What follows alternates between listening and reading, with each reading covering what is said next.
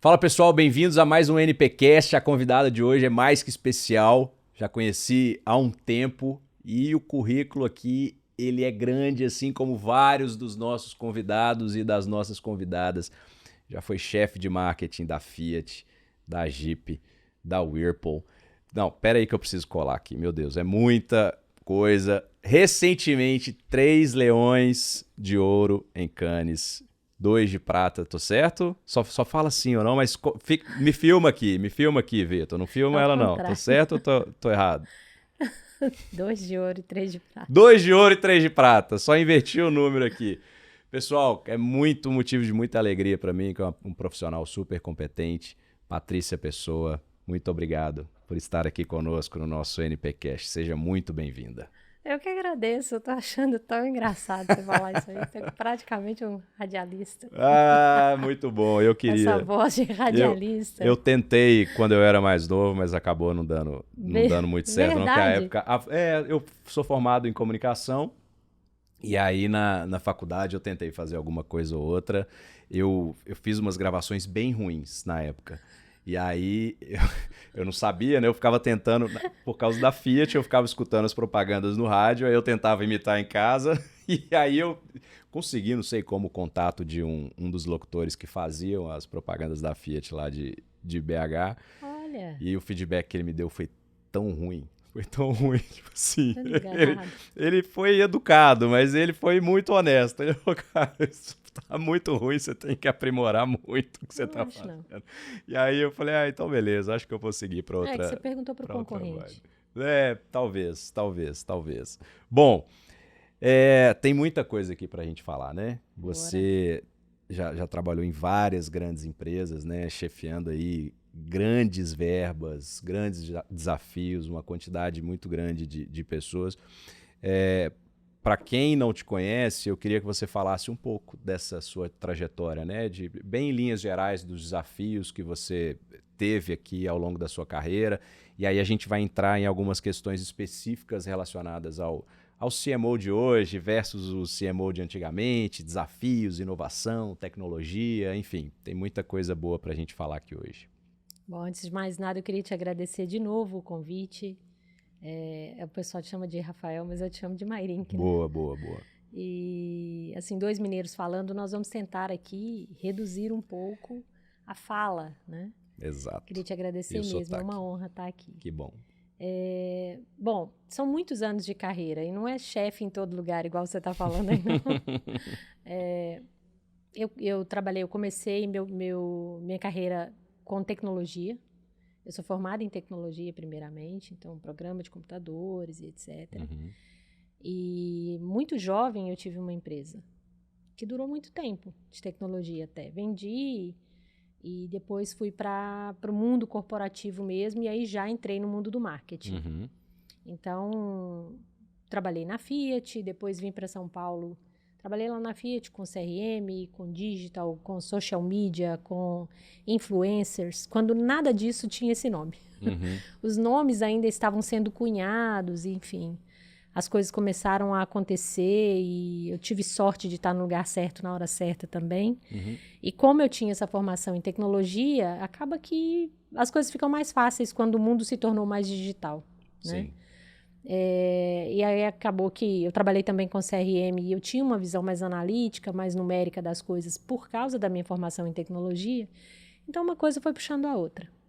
E aí o digital foi muito bacana, a Fiat foi uma empresa muito inovadora, um lugar onde eu tive a oportunidade de fazer tanta coisa com tanta gente bacana e aprender tanto com tanta gente, Uhum. que isso acabou impulsionando um pouco a minha carreira. Eu acabei vindo para São Paulo na época do lançamento da Jeep Que e legal. mudei para cá e a gente fez o lançamento. Depois eu fui responsável pela transformação digital da companhia. Aí depois fui para a IBM, fiquei lá um tempo, fiz um manual cognitivo lá, um trabalho de inteligência artificial. Quando a inteligência artificial também estava começando, foi um trabalho muito bacana. Lá também tive a sorte de trabalhar com muita gente bacana, aprender muito, porque a IBM é uma escola. Uhum. E de lá fui para a Samsung, que é um monstro, né? A Samsung é um monstro. E também tive a oportunidade de aprender muito sobre ponto de venda, sobre digital, sobre olhar sobre o consumidor, mas muito mais sobre marca. Então eu vinha, né, nessa construção de aprender sobre marca e de cuidar de marca de alguma forma na indústria automotiva. Então quando eu vim para o setor de tecnologia, isso acabou sendo uma coisa natural também. E depois vim para a Whirlpool para cuidar das marcas Consul e Brastemp, mas entrei lá cuidando de produto. Então eu tive uma carreira assim muito diversa, diferente do que era esperado. Primeiro, para minha primeira formação, eu estudei comunicação também, para desgosto da minha família, que queria que eu fosse advogada. Mas parece que foi planejado, mas as coisas foram acontecendo. Eu dei muita sorte, acho que Deus ajuda também, né? Você acordar muito cedo todo dia, durante muitos anos. Sim. Então, tem sido uma carreira muito positiva. E as coisas mais bacanas é sempre a gente poder ser ajudado e ajudar, né? Então, tive a oportunidade também de liderar times incríveis, pessoas maravilhosas, e ajudar essas pessoas também a realizar seus sonhos profissionais. Isso, para mim, é super importante, porque eu acho que o trabalho, a escola, como todo mundo meio que da nossa geração, assim, tem muito essa crença, né? De que estudar e trabalhar muito, você vai acabar realizando parte dos seus sonhos, aqueles que são compráveis. E eu tive a oportunidade também de ajudar muita gente. Então, tem sido uma história bacana. Que legal. Bom, você falou que começou com tecnologia, né? E depois foi se enveredando aí pelos caminhos do marketing. Eu conversei recentemente com o Daniel e o Vitor, que está aqui nos ajudando com a filmagem. Nunca consegue me ajudar com o sobrenome do Daniel, que é o VP de Pessoas e Tecnologia do Boticário, Nopfhaus. Nunca lembro o sobrenome dele, me perdoa, Daniel.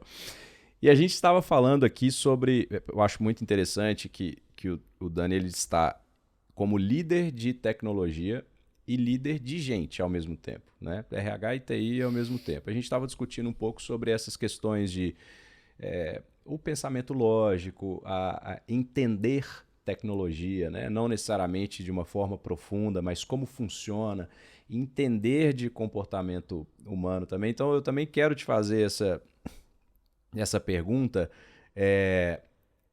Você acha que foi mais fácil, digamos assim, você sair do universo de tecnologia para ir para um universo mais de pessoas, de comportamento, ou se você fosse uma pessoa ao contrário, que começasse ali mais do lado de humanas, da nossa época do conceito, seria mais difícil ir para uma área de tecnologia? Tô colocando as coisas nos extremos, que eu sei que não é assim, né? Não é um é só desse jeito, o outro é só desse jeito. Mas existe para mim um caminho mais fácil de sair de um e ir para outro, que eu acho que é a tecnologia já ter isso como base, como berço. Como é que foi isso para você? Quando eu estudei tecnologia, a linguagem era muito mais pesada. Tinha linguagem de máquina, configuração de redes era uma coisa mais complexa. A tecnologia foi evoluindo e foi se tornando mais fácil, digamos assim, de dominar. Então, ela é mais friendly. Na época, era uma coisa mais de nerd mesmo. Até hoje tem, né? Quando a gente fala hoje em inteligência artificial, as linguagens são as linguagens de máquina antigas, mais antigas. Eu costumo dizer que as pessoas falam, nossa, mas você é muito espontânea, você fala umas coisas engraçadas, aí eu falo, olha, eu não sou... eu sou do marketing porque eu sou assim. Eu não sou assim porque eu sou do marketing. Então, eu acho que a minha natureza acabou me chamando para esta área. Mas respondendo a sua pergunta, eu acho que tudo depende da vontade da pessoa. Não tem caminho difícil. E comunicação não é fácil. As pessoas pensam que comunicação é fácil. Comunicação não é fácil. É fácil, às vezes, fazer um copy. É fácil, às vezes, você fazer alguma coisa ali de qualquer jeito. Mas entender e compreender o consumidor na sua profundidade, entender e compreender como a gente pode usar a tecnologia a favor do consumidor, entender como que uma marca influi na vida das pessoas, ou como as pessoas podem simplesmente deixar ou deixar de fazer existir uma marca, é mais complexo do que necessariamente operar uma máquina ou programar uma máquina. Porque o programa, a tecnologia, ela tem uma lógica e ela tem um caminho meio sequencial e esperado. Se você não errar nada no código, se você não errar a estrutura, se você não errar a hierarquia de informação, a probabilidade de alguma coisa dar errado ali é muito baixa. Uhum. Quando você está tratando de ser humano, de comunicação e de marca, não é que você tem que lidar com o feeling, mas você tem que conhecer tão profundamente, ter um repertório tão grande para tentar prever o que pode vir a dar errado ou ser correto no futuro, que eu acho mais difícil, para ser honesta. Né? Para ser honesta, ainda mais no cenário que a gente tem hoje. Tantas gerações convivendo, tanta tecnologia chegando, tanta informação, uma guerra por atenção muito grande. Eu acho que hoje em dia trabalhar com comunicação é mais desafiador, é muito mais acessível. Uhum. É para quem quer se comunicar com as pessoas. Mas é muito mais desafiador para quem está operando realmente marcas e fazendo marketing no mundo. Legal, muito boa essa visão. Então, fala um pouco para a gente, enfim, acho que essa resposta ela vai ser bem longa, porque eu queria falar um pouco de gerações. Sim. Aqui, né? A gente estava conversando um pouco no off aqui sobre os comportamentos e etc.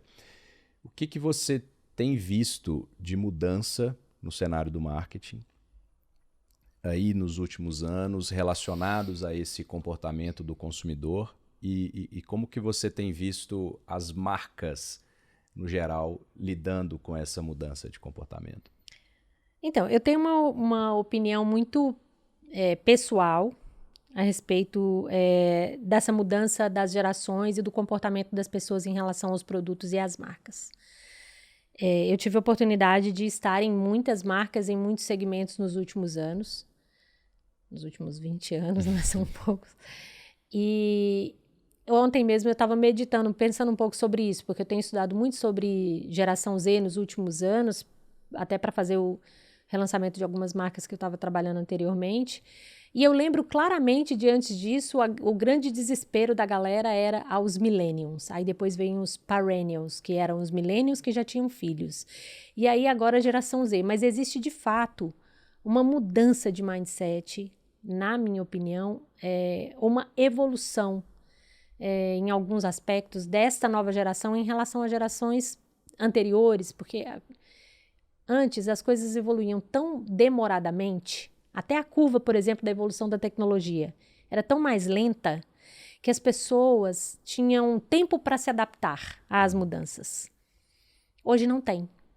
Então, eu acho que as novas gerações, principalmente, né, a geração Z e a geração Alpha, que já está aí chegando e daqui a pouco está comprando apartamento, carro, geladeira, celular e serviços, daqui a 10 anos no máximo, são gerações que vão exigir mais das marcas. Ontem eu estava olhando um pouco a diferença entre o quanto que, por exemplo, a geração Z quer o protagonismo, né? Ela procura o protagonismo. A geração Z, ela acostumou, os ídolos da geração Z são produto e marca ao mesmo tempo. Então, essa geração, ela quer uma coisa um pouco mais imediata do que, por exemplo, a nossa geração estava preparada para esperar. Esta nova geração está menos preparada para esperar. Uhum. E para eles é tudo muito... eles querem fazer parte.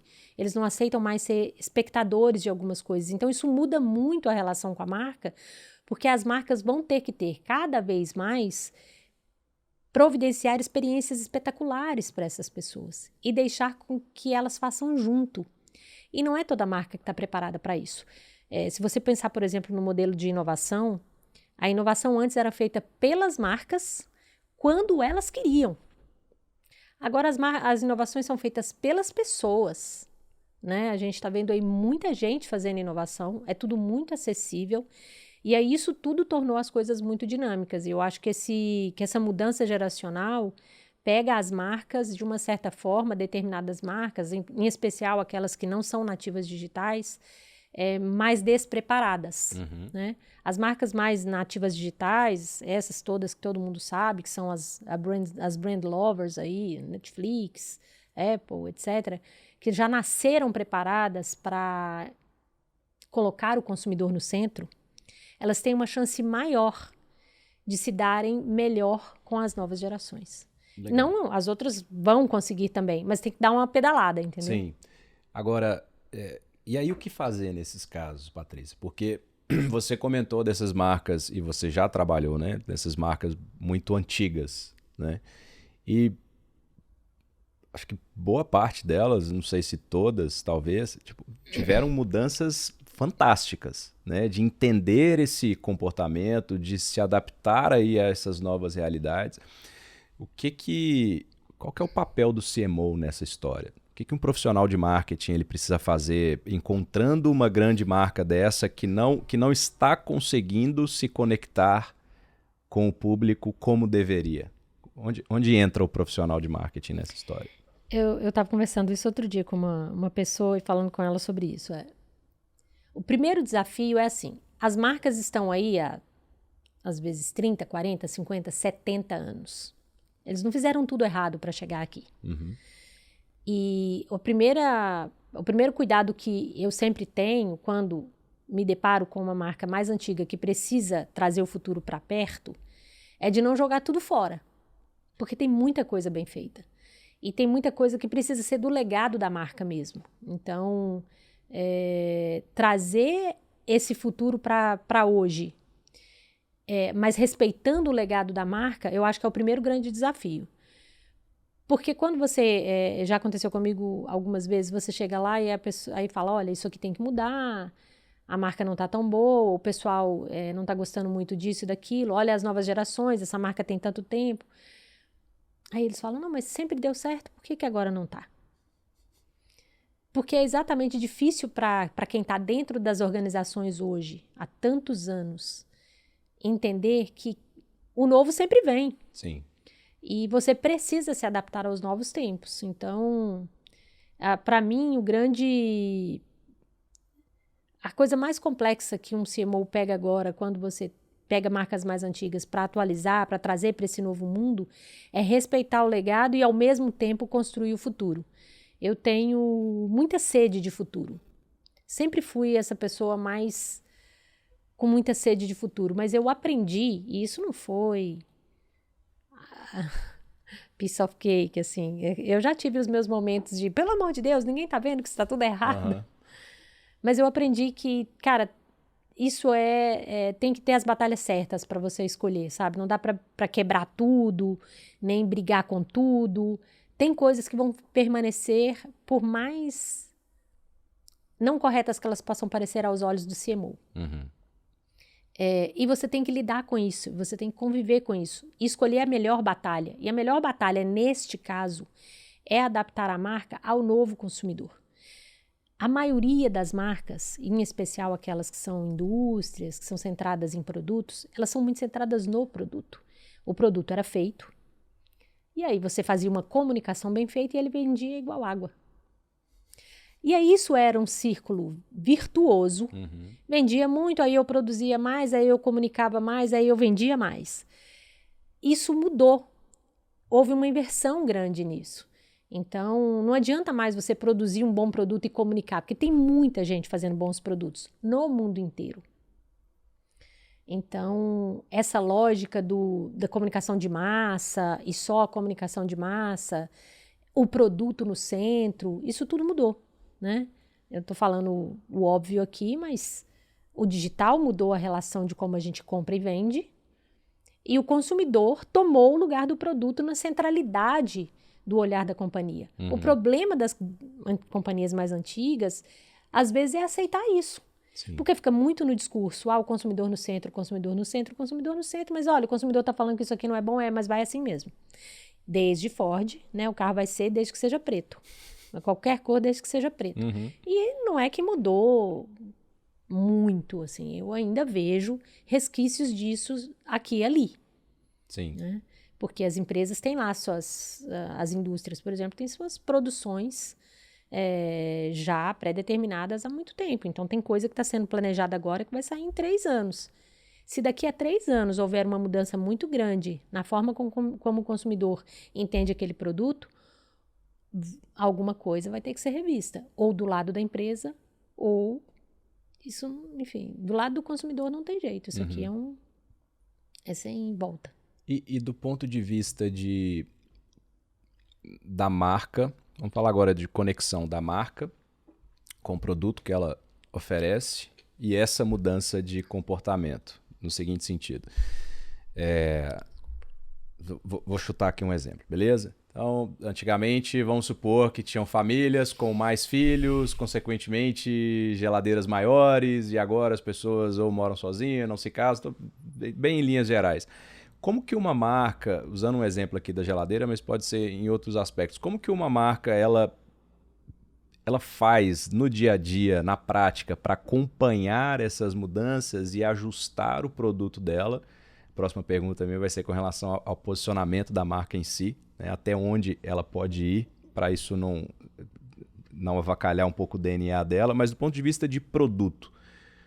Como que se trabalha isso? Onde que entra de novo também o papel do CMO nessa história de ajudar ali o time de produtos e etc. para falar, olha, o mercado está mudando, o mercado está indo para esse lado, a gente precisa rever o que a gente oferece, porque se a gente continuar nesse mesmo caminho, nessa mesma toada, o negócio pode complicar. Essa resposta é complexa, mas eu costumo dizer uma frase que é meio que lugar comum para mim. Todos os times que trabalharam comigo já ouviram eu dizer essa frase aqui ou ali. Produto constrói marca e marca constrói produto. Isso é uma simbiose. Muito legal isso. Então, não há marketing que venda produtos ruins por muito tempo. E não há produto que se venda sozinho ainda mais num mundo tão cheio de opções como existe hoje. Tem que existir uma história bem contada por trás disso. E que tem que ter a ver de verdade com a verdade da marca. A verdade, o produto, ele vai substancializar aquilo que a marca já fala que é. E que de fato ela é, quando ela nasceu. E tem um aspecto do produto, e aí depois eu entro mais na operação, quando você pergunta como é que o CMO, né, organiza essa história internamente, mas tem uma história em produto que é muito importante, que é assim: o produto que eu compro fala quem é o meu novo eu. Então, se eu troco de carro para um carro maior, aquele carro está contando para as pessoas, ou que a minha família aumentou, ou que eu estou ganhando mais. De alguma forma, as pessoas querem mostrar, a partir dos produtos ou dos serviços que eles adquirem, o seu novo eu. Então, as marcas têm que estar muito alinhadas com esse novo eu do cliente que ela quer atender. Então, talvez, e esse é um desafio gigante que todo mundo tem de pesquisa. Eu trabalhei e trabalho muito próximo, por exemplo, de antropólogos, de pessoas futuristas. Então, eu fui fazer, para redesenhar, por exemplo, marca de geladeira, eu fui olhar o novo morar. Então, como é que vai ser morar daqui a 30 anos no Brasil? Olha. E aí, futuros. Eu não estou falando de um futuro. Estou falando de vários futuros possíveis. E aí você escolhe um. Por quê? Porque o processo industrial ainda é moroso. Por mais tecnológico que ele seja, ele ainda é moroso. E nós estamos falando de produtos hoje que precisam de um grande investimento. Eventualmente, né, tem produtos com maior ou menor investimento, mas em geral o investimento não é pequeno. É uma aposta. Então, e aí entrando na terceira parte da sua pergunta em relação a como é que o CMO lida com essa história de falar, olha, a gente precisa investir no produto tal, porque de agora em diante é isso que vai vender ou funcionar, não é uma tarefa fácil. Porque você tem que convencer internamente de CFO a engenharia, quando você está falando de uma indústria, passando por pesquisa, o seu próprio time, o chefe, tem muita gente para ser convencida internamente. E aí, nesse caso, para mim, sempre foi um caminho relativamente mais simples. A forma como eu vendo isso é sempre baseada em dados. Então, não é eu achismo nem eu gostismo, Tá aqui o dado, a pesquisa é essa, a gente pode inclusive não fazer, mas tá todo mundo sabendo que lá na frente vai dar problema. Então, para mim, é sempre um caminho mais consciência tranquila. Mas não é fácil, né? Porque às vezes a companhia fez um investimento ali alto num produto que, cara, você tá vendo que não tem uma receptividade boa da parte do cliente.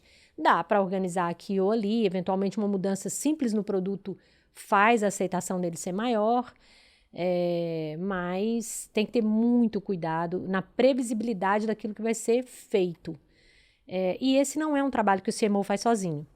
Se alguém aí pretende ser CMO na vida e acha que um dia ele vai chegar numa empresa e falar, olha, agora a gente vai fazer carro assim, geladeira assado, tênis assado, celular assado, não vai ser assim.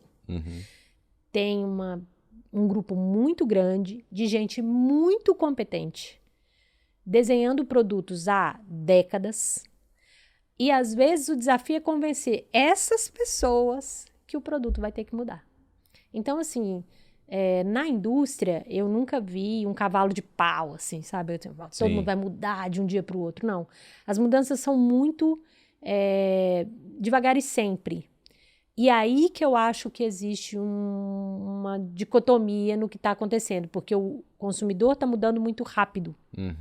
E quem faz produto está mudando muito devagar. Muito interessante isso. E dá para a gente usar como exemplo a indústria automotiva, né? Eu queria que você falasse um pouco da sua visão dentro dessa indústria, né? Já trabalhou bastante com isso. A gente estava comentando sobre a entrada forte, né, da China. Você comentou também sobre esse novo consumidor, essa nova consumidora de já não ter uma ligação tão forte com a marca em si, mas às vezes mais com uma pessoa. Enfim, fala um pouco para a gente dessa sua experiência relacionada à indústria automotiva, porque eu acho que você tem uma visão bem, bem legal em cima disso. Obrigada. Eu fiquei 16 anos na indústria automotiva. A indústria automotiva é apaixonante. E, tirando a aviação, eu acho que é uma das indústrias que tem uma complexidade do ponto de vista de consumo e de produção tão grande que exige que a gente esteja ali com os olhos muito atentos ao consumidor, ao produto.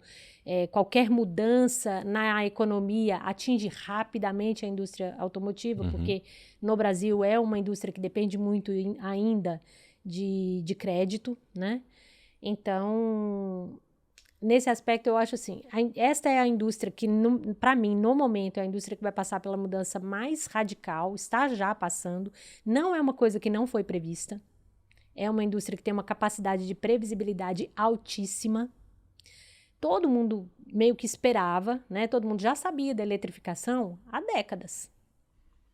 E isso vem sendo estudado e produzido dentro da indústria automobilística há décadas. Não é agora que sai um carro elétrico. Tem carro elétrico sendo testado há muitos anos em muitos lugares. E prontos, inclusive. Mas a matriz energética do país não acompanha. Então, não era... A gente começou a estudar na época... o carro era um grande vilão porque tinha um problema. Não, os grandes vilões, às vezes, é a cidade, entendeu? A cidade não estava pronta para receber um carro elétrico ou um carro muito inteligente. Quanto mais inteligente o carro for, mais inteligente a cidade tem que ser. E você tem que ter uma gama de carros muito grande para poder fazer com que, de fato, seja uma cidade inteligente com um trânsito inteligente.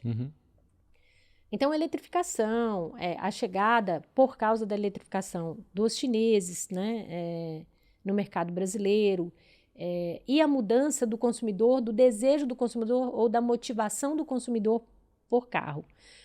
Porque o carro era a roupa mais cara que você usava. Sim. Então, aquela roupa falava muito de você. O carro falava de você antes de você descer dele. Você chegava com um carro vermelho, não acho que esse moço separou. Você chegava com um carro muito grande, o que será isso? Então, cada vez que você chegava com um determinado carro, de alguma forma aquele carro já falava um pouco sobre você. Carro era mobilidade. E aí existiu o celular. E celular passou a ser mobilidade. Então, ele tirou um pouco esse lugar da mobilidade do carro.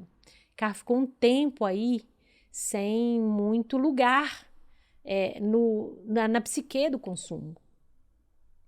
E aí agora ele volta a ter um novo protagonismo por conta dessa nova matriz energética, do quanto eu estou preocupado com o futuro, do quanto eu não quero poluir e tal. Tem também uma nova geração chegando aí com um pouco mais de vontade. Os millennials, eles eram muito social, olham muito a comunidade. A geração Z é um pouco mais egoísta.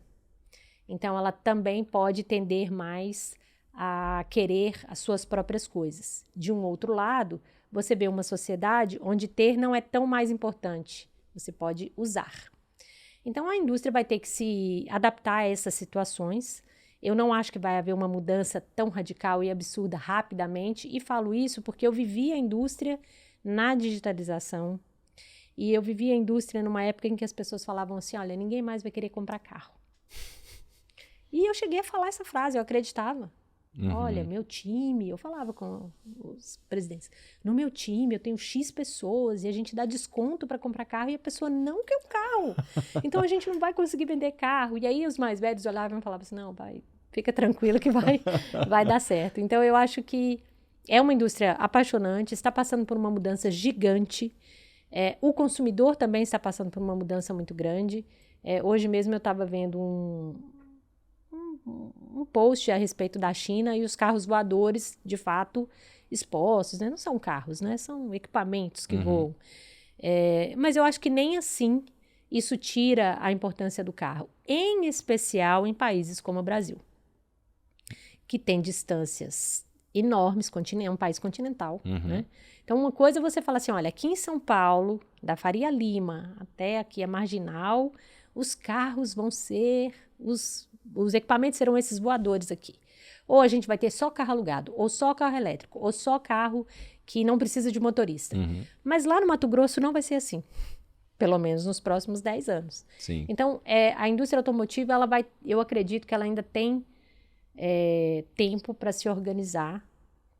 Passou muito tempo vivendo, para mim, né, um modelo que chegou e está aí, então as marcas mais antigas precisam se adaptar rapidamente, mas eu não tenho dúvida que tem bons profissionais lá e ali ninguém está pegando ninguém de surpresa. Sim, exatamente. As empresas são muito bem estruturadas do ponto de vista de pesquisa, conhecimento do consumo, para estarem sendo pegas de surpresa. E com relação ao branding, Patrícia, como que você... Porque vamos lá, você trabalhou em empresas que vendem produtos aí para diversas idades, diversos públicos diferentes. Como é que uma marca conversa com tanta gente ao mesmo tempo? Você precisa falar com baby boomers, X, millennials, Z, em breve o alfa. Como que é entender o DNA da marca, aquilo que ela se propõe, a forma como ela vai se comunicar ali na ponta com esses diferentes públicos? Eu acho que esse é um dos maiores desafios hoje da comunicação. Embora a gente tenha inteligência artificial, tecnologia, analytics e tudo que uma sala de performance pode trazer para você saber se vai funcionar ou não determinado tipo de comunicação, é difícil você falar você não consegue mais falar para todo mundo a mesma coisa, que é a forma como Mad Men foi escrito, né? Você podia falar a mesma coisa para todo mundo ia entender a mesma mensagem e de alguma forma aquilo se vendia. O desafio começa exatamente na mensagem para mim hoje, porque uma vez que a marca solta uma comunicação, ela não é mais da marca, ela depende mais de quem ouve do que de quem está falando. Às vezes você quer falar uma coisa e o consumidor entende outra e aí já deu ruim. E aí entra a gestão de crise, etc. Tem que tomar muito cuidado com a forma como que você fala, né? O que você de fato quer vender para evitar qualquer mal-entendido.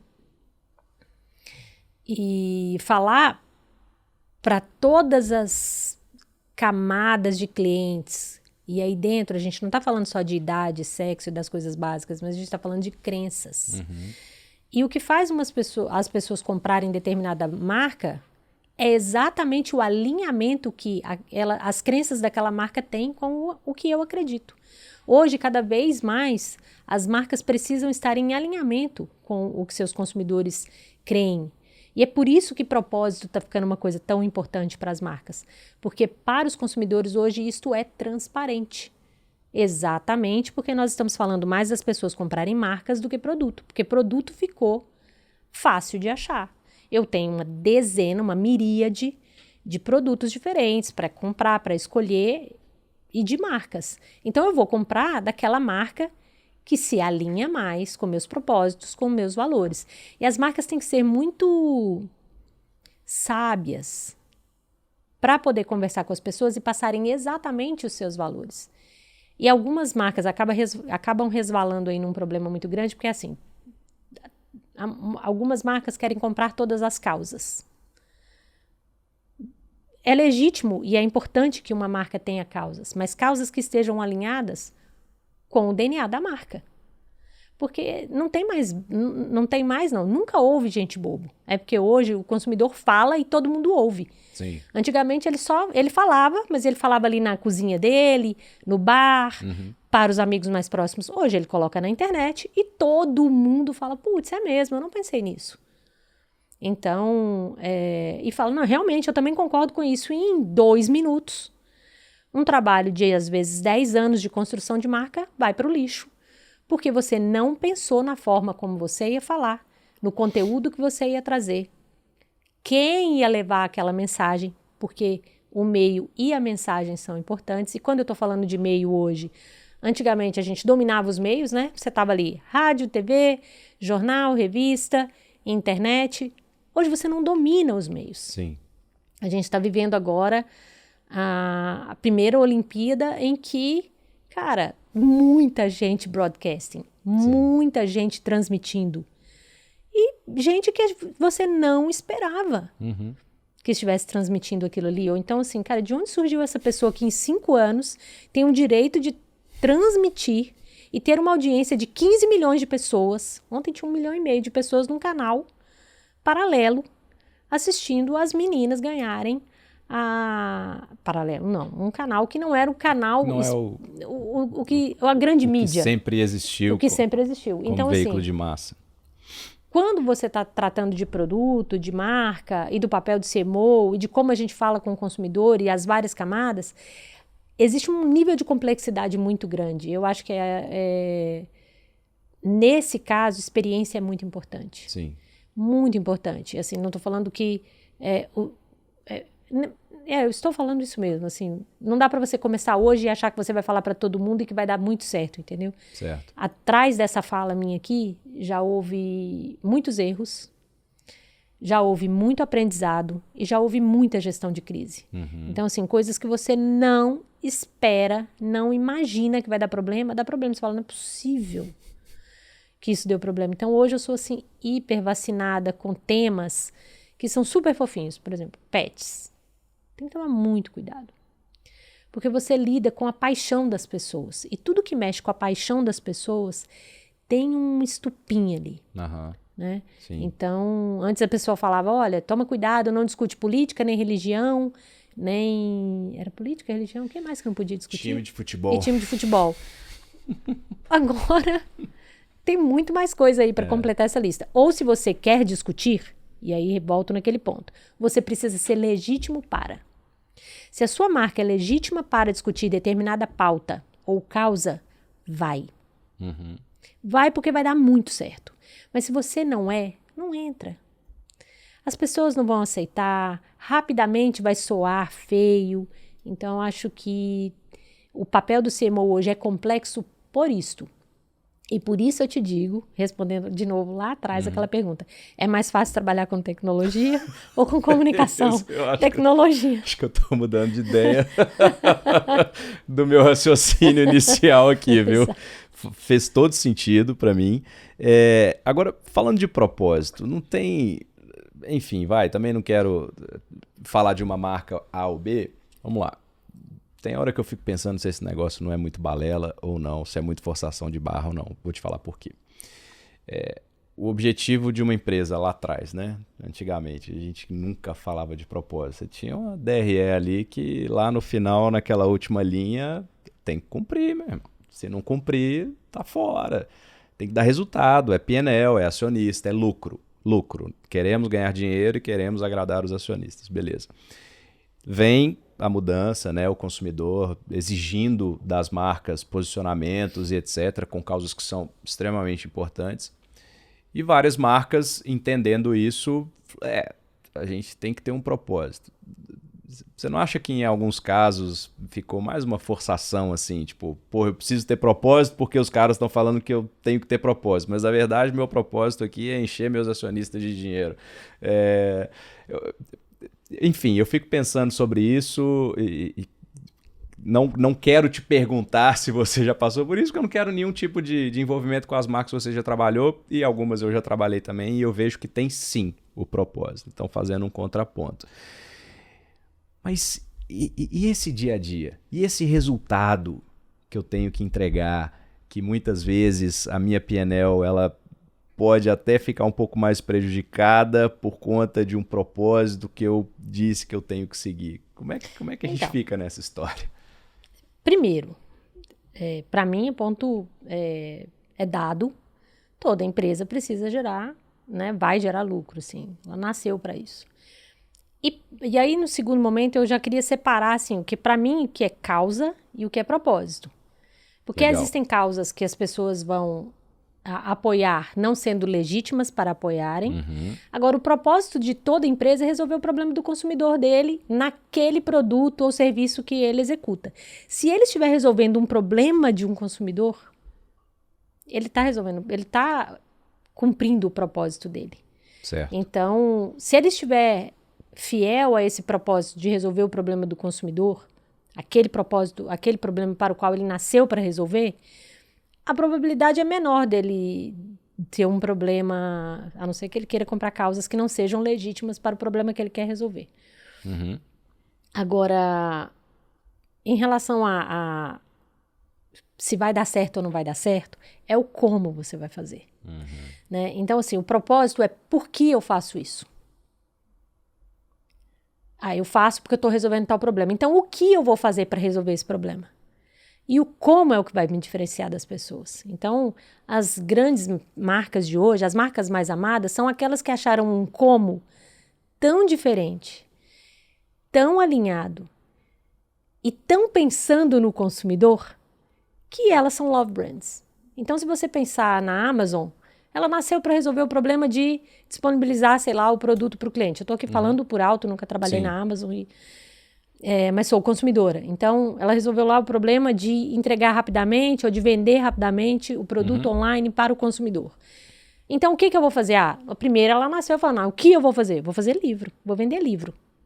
E depois ela foi conhecendo o consumidor e vendendo outras coisas. Talvez ela nasceu de outro jeito. Talvez ela nasceu falando, olha, eu vou nascer para entender o que as pessoas querem comprar online. Só o Jeff Bezos sabe de fato o que ele fez para... Como foi que ele nasceu? Eu não acho que ele nasceu para vender livro. Eu acho que ele nasceu já com esse mindset. Eu vou entender como as pessoas vão se comportar online e vou começar fazendo isso através de livros. Entendi. Mas o como ele faz isso é de um jeito tão bom para o consumidor, que faz tanta diferença para o consumidor, que destaca ele dos outros. Então, o propósito dele está sendo atendido porque ele é fiel ao propósito dele e o como dele é muito bem feito. Então, nesse caso, assim, é por isso que eu acho que não adianta. A marca precisa, eu sempre falo isso, quando você faz uma assinatura de marca e a marca tem uma promessa, esta promessa tem que ser entregue em todos os pontos de contato do consumidor. Então, se você promete que eu sou o melhor do mundo, você tem que ser o melhor do mundo no ponto de venda, no digital, na assistência técnica, em todos os pontos de contato. Se, eu sou a melhor torta de morango do mundo. Cara, como é que eu vou ser a melhor torta de morango no supermercado e no ponto de venda para consumir na hora e para vender e para esquentar no micro-ondas, assim... Quando a marca faz uma promessa, toda a estrutura e o sistema da companhia precisa estar preparado para entregar a promessa de marca. Por isso é muito perigoso marcas prometerem aquilo que elas não podem cumprir. Ainda mais hoje, num mundo hiperconectado, onde as pessoas se falam e rapidamente essa mensagem vai para todo lugar. Então, assim, as empresas estão indo cada vez mais para personalização, né? Eu estou fazendo isso hiper personalizado para o fulano. Isso nem é tão difícil com a inteligência artificial, entendeu? Porque as pessoas não são assim tão diferentes. Existem grupos dentro, não tem você que gosta de um negócio hiper, mega diferente, o outro que gosta mais diferente. Sempre vão ter grupos para a empresa atender. Eu acho que o trick da conversa aí é você fazer isso de uma maneira, a forma como você faz, ser encantadora. Porque se você olhar as empresas que são as grandes empresas hoje, poucas delas estão fazendo coisas que ninguém nunca tinha pensado antes. Eles só estão fazendo isso de uma maneira belíssima. Fantástico. Que aula, meus amigos. A famosa frase chegou. Que aula. Muito bom. Esse negócio de propósito tem uma história legal. Eu estava lendo sobre a Merco, uma época, né? Que faz a borrachinha da nossa época lá, as muletas e tal. E li uma história que eu achei intrigante. Eu sempre, na minha cara de pau, entrei em contato com o pessoal e quis tentar conversar com eu ia falar herdeiro, mas herdeiro dá uma conotação tão ruim. Um grande executivo da família, o filho do dono. É um herdeiro, mas assim, do ponto de vista de propósito, o cara é fantástico. E aí eu fiz uma ligação com ele. E aí a gente estava falando de propósito e ele me contou uma história impressionante. Eles começaram uma época a vender cadernos com um co-branding com a Disney. E aí eles foram avaliar também o comportamento não só dos consumidores que compravam, né? Pais, mães e etc. Mas também o comportamento das pessoas que usavam, as crianças e adolescentes. E aí eles viram o quanto isso começou a gerar algo muito ruim no sentido de competição entre crianças que não tinham maturidade suficiente para lidar com isso. E várias das crianças estavam sentindo muito mal, porque poucas que tinham condição de ter o tal caderno da Disney tinham. E aí eles sentaram, né, a família, conversando sobre, e o Jorge, o Rezo, eu também não lembro como soletra, me desculpa, ele falou, a gente tem que tirar esse produto aqui do nosso portfólio. E aí eu fiquei muito chocado com essa fala dele. Falei, você lançou isso na reunião de conselho de executivo de todo mundo? Falei, lancei. E ele, obviamente, tinha todos os dados, né, de receita, de margem e etc e tal. Enfim, história longa, curta. No final eu perguntei para ele, mas e aí? Né? Cadê o ponto da virada? Cadê aquele storytelling lindo, maravilhoso que você resolve um problema, mas de repente pensaram numa solução? Falei, não, e aí que eu perdi uma boa grana.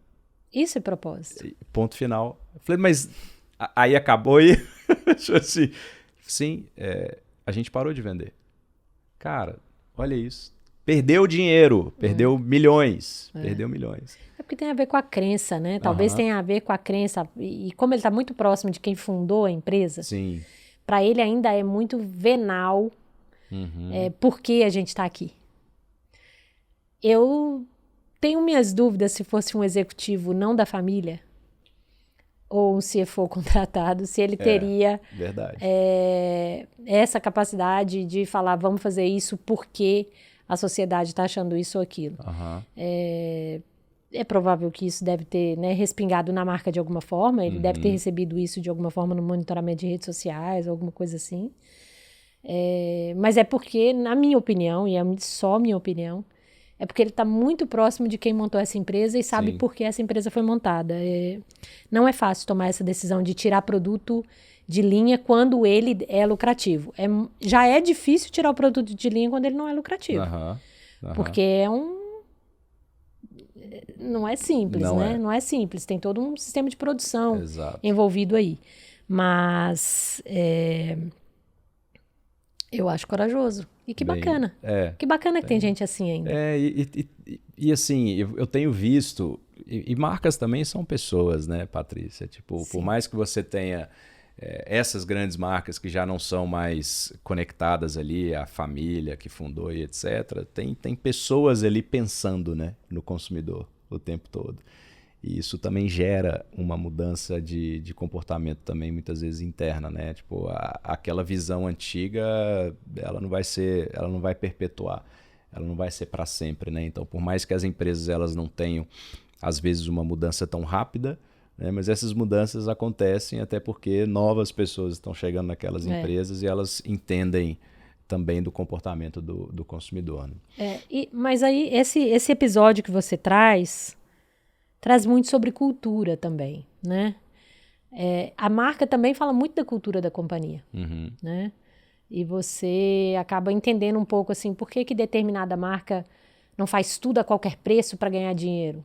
Tem muito a ver com a cultura, com o mindset do fundador, porque é muito importante também que as pessoas não percam isso de vista, né? Nem os CMOs de hoje, independente de quantos anos essa marca tem, ou se o fundador está ou não junto, se você é leal a esse propósito lá do começo, do porquê que a gente existe uma chance muito, muito maior de dar certo.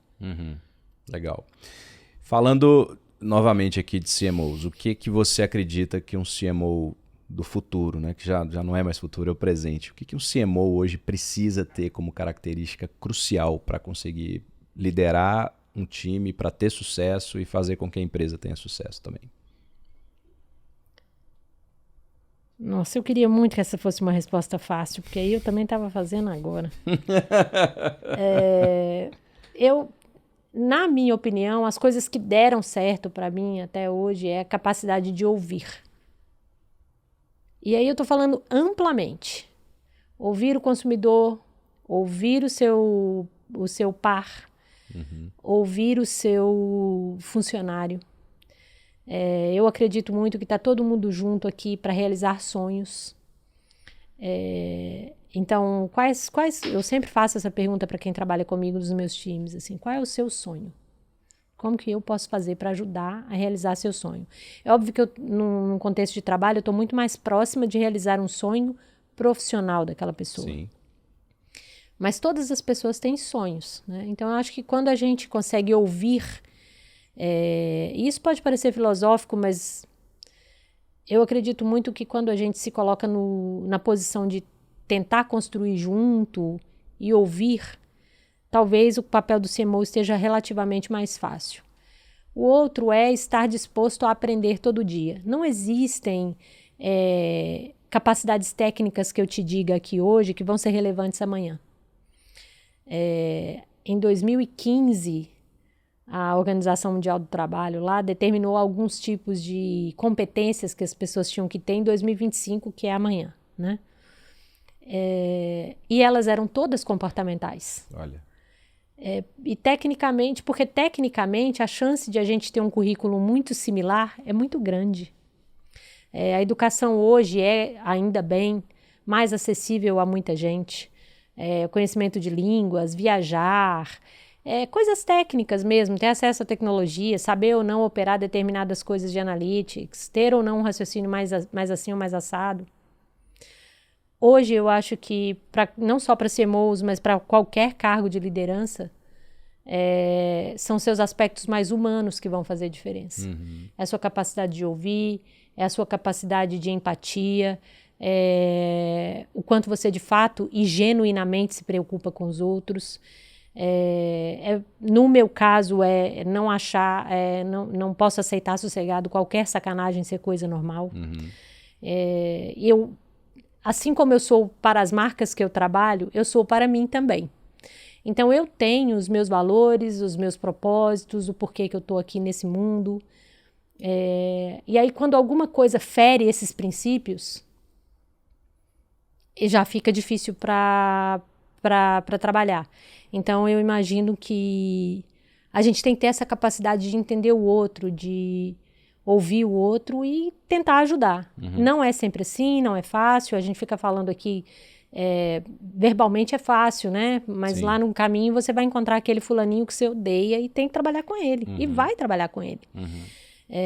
Mas quanto mais humano você for, maior a sua capacidade de lidar com isso de uma maneira melhor, mais leve.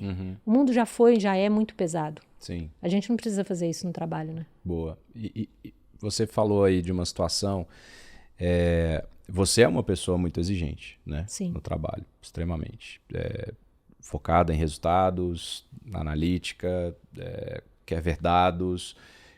E às vezes você pode, claro, você liderando um time, esse time muitas vezes vai ser o reflexo seu, né? A questão de cultura, comportamento, etc. Mas não necessariamente isso vai acontecer com 100% das pessoas.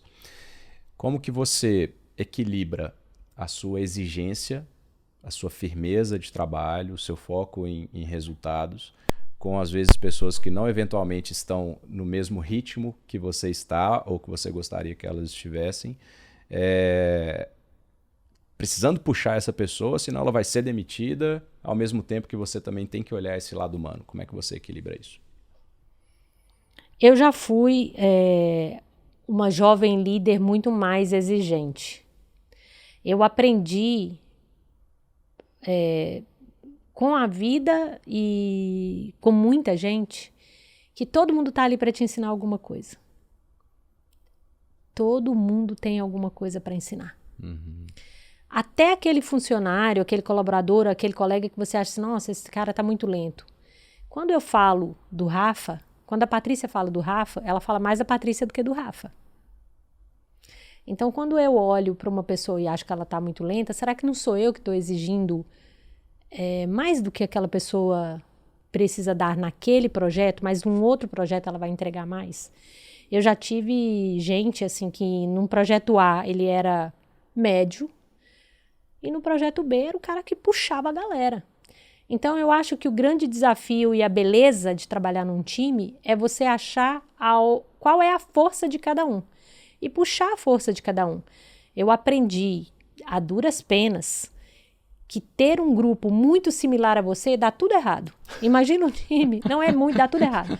Imagina um time cheio de goleiro, um time cheio de zagueiro. Cada um tem que ter uma função mesmo. Sim. E aí você tem que reconhecer isso, que, por exemplo, uma pessoa de pesquisa, ela tem que ser mais calma. Ela é mais calma, ela é mais analítica, ela é mais calada. E aí, em geral, o cara que é da criação tá lá desesperado. Esse fulano não fala nada, não me ajuda. Não, mas ele precisa ser daquele jeito. Então, eu aprendi. E toda vez que eu falar que eu aprendi, eu sei que eu estou no mundo para aprender e ensinar. Eu, Patrícia. Então, eu aprendi apanhando muito, fazendo muita coisa errada e fazendo muita coisa certa. Que quanto mais diverso o meu time for, e eu estou falando de todo tipo de diversidade, essas que estão mais na boca do povo e aquelas que ninguém pensa, melhor vai ser para o time. É lógico que eu não vou trazer uma pessoa que tenha uma experiência muito profunda em, sei lá, engenharia de alguma coisa, para fazer um trabalho que não é o trabalho dele, se ele não quiser. Eu tive a oportunidade de liderar pessoas que, enfim, graças a Deus ainda tenho a sorte de ter gente que me segue. E as pessoas que trabalharam comigo, de vez em quando ainda mandam um oi chefe, oi Patrícia e tal. Eu adoro conversar com essas pessoas. E tem gente que fala, olha, eu nunca ia conseguir trabalhar nessa área se você não tivesse me visto. Então, uma das bandeiras que eu acabei trazendo para minha vida é... Sabe aquelas pessoas que são as improváveis? Em geral, são as pessoas que me deram mais resultado. Poxa, que legal. São as improváveis. Então, assim, eu tenho caso de gente que é monstro em social media que começou no telemarketing. E eu olhei e falei, olha, essa pessoa tem potencial. Outras pessoas que tinham sonho de trabalhar no marketing estavam para sempre presas na engenharia. Ninguém dava chance para essa pessoa porque ele estava na engenharia. E ele foi para o marketing e se deu super bem. E fala, nossa, Paty, ainda bem que você me viu e você me deu essa chance, porque eu tô aqui no lugar que eu mais amo. E, cara, a pessoa brilha. Entendeu? Então, eu acho que times diversos constroem muito mais. Ouvir as pessoas, até para entender o sonho delas. Tinha uma moça que trabalhava comigo nesse último trabalho e eu falei com ela, qual é o seu sonho? Eu faço essa pergunta mesmo, regularmente. E aí essa moça falou assim, olha, meu sonho é trabalhar na área X. Eu falei, nossa, mas ela é secretária. Como que nós vamos fazer isso? E realmente, ela tá lá hoje, na área que ela queria. Olha. Então, assim, sozinha ia ser muito difícil ela chegar lá. Então, eu acho que também quando você tem a oportunidade, a vida te dá a oportunidade de te colocar em lugares de comando, você tem por função também ajudar essas pessoas. Eu tenho como líder, assim, eu tenho algumas crenças, algumas coisas que eu procuro seguir sempre. Atrás das portas fechadas, quando as portas, né, fecham e as pessoas vão discutir talentos, é muito importante que você tenha um líder que você tem certeza que vai te defender. E eu sou essa líder que defende, sabe? Sim. Então, assim, a moça grávida, a pessoa que não é da universidade A, o fulano que era da engenharia, mas quer ser do marketing. Essas histórias de vida que depois vão ser lindas e que vai florescer. Tem que ter alguém que lá atrás da porta fechada, comprou aquela briga. E você nunca vai saber a briga que você vai comprar se você não ouvir as pessoas. Legal. E tem uma frase de um famoso diretor de vendas da Fiat, Francelino Schilling Neto, Francelino. que você lembra muito bem dele. Eu lembro. Sempre falava, o mundo é uma bola. É o mundo é uma verdade. bola. Cara, e quanto mais você planta, mais você colhe, né? As pessoas que fazem o oposto do que você está dizendo, elas acabam muitas vezes sozinhas, né? Se elas não procuram ouvir as pessoas, se elas não têm compreensão, se elas não entendem do outro, se elas não procuram agregar, cara, é lógica a parada, né? Tipo assim, eu não quero relacionar com quem me faz mal, não quero relacionar com quem é tóxico. Então, essas pessoas acabam caindo mais no esquecimento e não deixam uma história, né? Não deixa um legado. Agora, fala pra mim, como você aprende? Você falou agora de geração Z, de alfa, que está estudando muito. Como que você no dia a dia faz para se atualizar? Onde que você recorre de informações? Tudo bem que nas empresas você tinha acesso a pesquisas e etc e tal, mas o que um profissional de marketing hoje pode fazer? Onde ele pode ter acesso para que ele consiga estar sempre atualizado? Ainda bem que hoje é fácil, né? Eu sou ainda aquela pessoa que gosta de estudar mesmo. Então, eu fiz um curso outro dia de inteligência artificial na Singularity. Inclusive, indico. Legal. Singularity é uma boa escola. Eu gosto de boas escolas. É um puta presente eu ganhar um curso numa boa escola. Gosto muito de ler, mas eu acompanho a internet o tempo inteiro. Sou muito ligada no digital. Leio muito, compro mais livros do que eu dou conta de ler. Mas eu converso muito com muita gente. Eu tenho a sorte de ter um grupo de colegas que sabe muito, de gente muito inteligente, que está sempre trocando comigo. E eu sou muito cara de pau. Eu pergunto às pessoas coisas que... Outro dia eu estava conversando com uma pessoa em Nova York, eu falei, você me desculpa a pergunta idiota? Aí ele falou, não existem perguntas idiotas. Eu falei, existe, você vai ouvir uma agora. Você vai ouvir uma agora. Mas eu não tenho muita vergonha de perguntar e eu sou muito cara de pau. As pessoas acabam dizendo assim, a Patrícia fala o que todo mundo quer falar e ninguém tem coragem de falar, né? Mas não é isso, é porque às vezes é assim mesmo que a gente aprende, né? Às vezes é até inocente, mas eu faço muita pergunta. Isso é uma característica, assim, de criança. Minha mãe tem histórias terríveis, ela odeia lembrar. Ela fala, eu odeio lembrar por que você punha a mão em determinado objeto e perguntava por que aquele objeto tinha aquele nome. Ela falou que passava muito aperto. Mas eu acho divertido, assim, eu gosto de perguntar, gosto de aprender. Então, assim, aprendo lendo, aprendo ouvindo, aprendo observando. E acho que isso que coloca a gente na frente, entendeu? O humano na frente da máquina, essa capacidade que a gente tem de aprender com o outro, observando coisas, com você mesmo, né? Então, mas não estou muito longe de ser ou de saber todas as coisas que eu gostaria, mas sou uma boa aprendiz. Boa. Livros. Quais são alguns livros aí que você indica pra gente que não podem faltar de jeito nenhum para um profissional de marketing. Nossa Senhora. Não podem faltar de jeito nenhum para um profissional de marketing. Eu vou ser muito... eu não tenho nem essa pretensão. Mas eu tô lendo um livro que eu acho muito esclarecedor, que chama The Four, que explica por que esses quatro cavaleiros do apocalipse, Google, Amazon e Apple e etc., cresceram e como é que eles se organizaram como empresas. Eu acho que de 0 a 1 é um livro que todo mundo precisa ler. E, quer dizer, eu acho que enriquece, né? E, cara, eu tô lendo muito livro, assim, de as ideias que colam, tribos, livros que explicam por que o comportamento, que eu tô querendo entender o que gera esse comportamento viral, por que determinados produtos vendem e outros não. Porque o mindset é outro hoje, né? A cabeça mudou muito. Então, eu estou tentando... Essa é a minha pergunta do dia, assim. Então, eu tenho lido muito livros que têm trazido um pouco dessa temática, assim. Mas eu não acho que tem nenhum profissional possa não ler ou ler. Sim, boa.